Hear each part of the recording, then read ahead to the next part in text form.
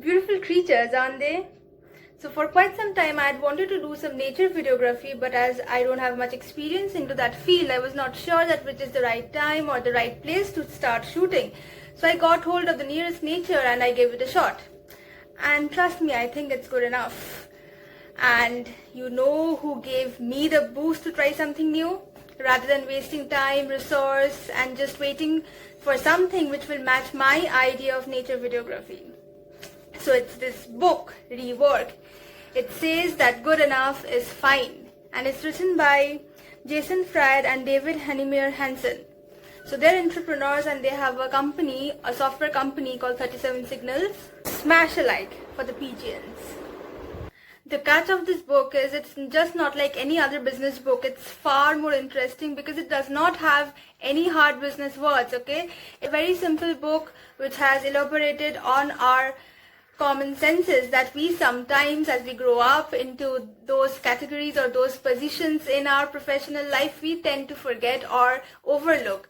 So here the book tells us that even though we are dealing in complex situation and or environment, the way we work can be very, very simple and things can still be done in a very simple way.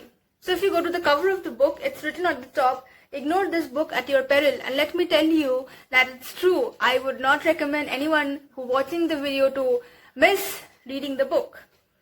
And then it's written that change the way you work forever. I'm not sure about 100% change, but there's going to be some deviation in the way you look at things at work.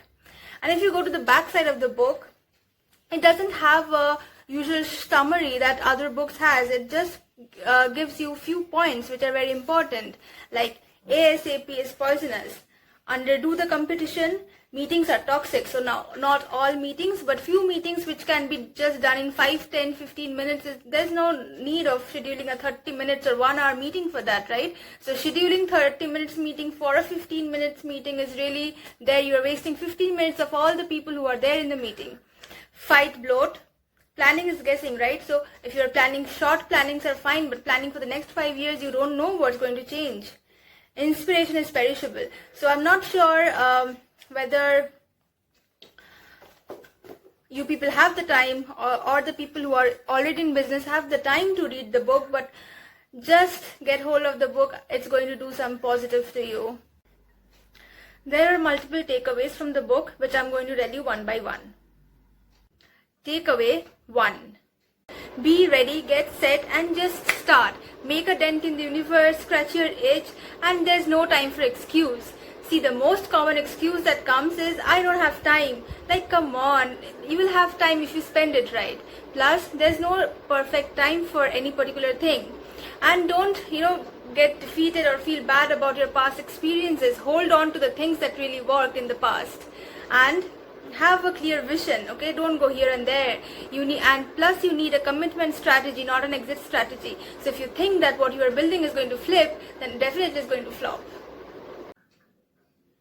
Takeaway 2. Embrace the constraints because they are advantages in disguise. It's better to have a cake as half rather than a half-assed full. Think about it. And then take decisions and move forward. So if you don't, then things pile up. Don't be a hindrance to the flow. No matter what the equipment is, your fingers is going to set the tone. Takeaway 3. Don't copy. Focus on yourself rather than your competitors. Don't confuse enthusiasm with priority because overnight success or sensation is a myth. Long lists don't get done. You also know that. So try to break your problems into as smaller and smaller sections as possible until you can deal with it completely and as quickly as possible. But interruptions are the problem. So once you are interrupted, it breaks your productivity because you have to stop and then start again. This creates a disruption in the momentum. So momentum creates motivation. The longer you take to complete a work, it's less likely that you will finish it in time. But for that, you also need complete and proper amount of sleep. I could relate with 90 to 95% of the book, and thus I give it a 6 out of 5. Yes. This was the quick review of the book, and I promise that it has more to offer on its every page. The best thing about it is that none of the page or none of the chapters will bore you at all.